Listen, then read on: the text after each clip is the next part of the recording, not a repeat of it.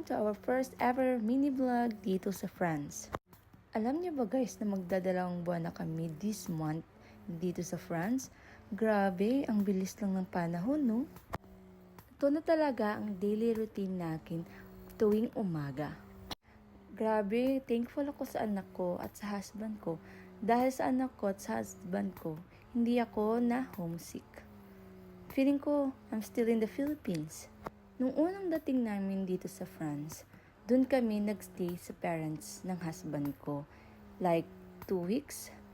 Alam niyo ba guys, na nandun lang kami sa 3rd floor ng bahay nila. Wala akong magawa kasi si Chloe, panay iyak. Kasi parang, hindi niya pa kasi kilala masyado yung parents ng husband ko. Hindi kasi sanay ito sa tao. Kasi, nung sa Philippines pa kami, dun sa condo lang talaga kami. Ako, yung kapatid ko, at si Chloe lang. So, hindi siya nakakisalamuha sa ibang tao. Kaya, iiyak siya pag hindi niya kilala yung taong magbubuhat sa kanya. Si Chloe yung unang apo nila. Pero, hindi pa nila mabuhat-buhat kasi umiiyak ng batang to. Pero sometimes, pag maganda yung mood ni Chloe, nakakarga naman siya ng papa ng habi ko. Pero yun nga, hindi ako makagawa ng gawaing bahay, ganun. Kasi nung sa condo ako lang talaga yung gumagawa ng gawaing bahay. So sa parents kami ni habi ko, wala akong nagagawa. Doon lang kami sa itaas. Tapos napaka-hassle talaga, taas-baba na kasama or bit-bit yung baby. So, at also work at home din yung hubby ko nung doon siya nagtrabaho sa bahay ng parents niya.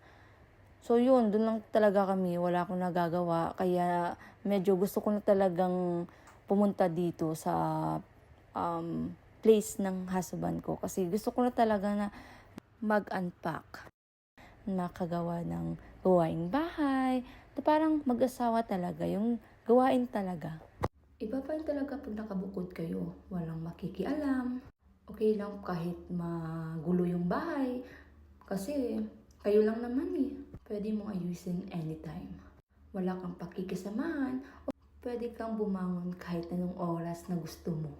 Ito talaga yung gustong gusto ko eh, na parang feel ko talaga na may pamilya, may sariling pamilya na ako. Anyways, pagkatapos ng gawain, syempre, pump time. Ito yung mga gatas ko, dami na nga eh. At ito nga, pinainit ko muna ang pagkain ni Chloe. At ito, ginising ko na rin yung husband ko kasi may work siya. Pero work at home lang naman siya. Sabi ko, mag-coffee na siya. Pero lambing-lambingan muna bago bumangon. Ang sweet talaga ng husband ko. Swerte ko talaga dito.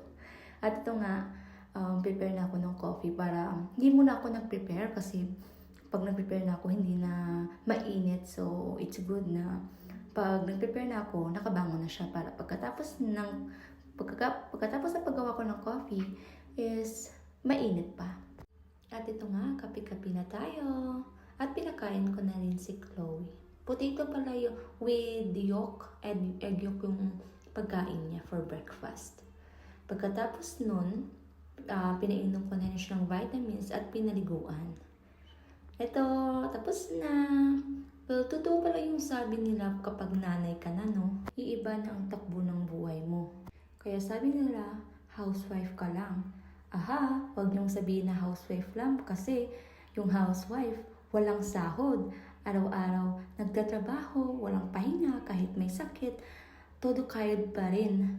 Pero, yun nga, wag natin sabihin na housewife lang tayo. Anyways, todo linis ako dito kasi yung auntie at uncle ni hubby ay mag-visit dito sa bahay namin. Kaya todo linis din si mami.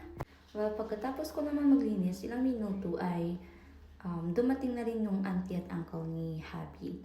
Kaya naligo na rin ako at si Chloe naligo na rin. Kaya ito, dito pala sila nag-lunch kasama namin. Yun nga, ilang hours lang din sila kasi nag-visit lang sila sa Toulouse at namaalam na din sila kaagad. So, sobrang bait talaga ng mga French, no? Sobrang sweet nila, kaya parang hindi rin ako nahirapan mag-adjust dito kasi Sobrang sweet din ng family ng hubby ko. Binigyan din nila ng regalo si Chloe. Yung dress, sobrang ganda.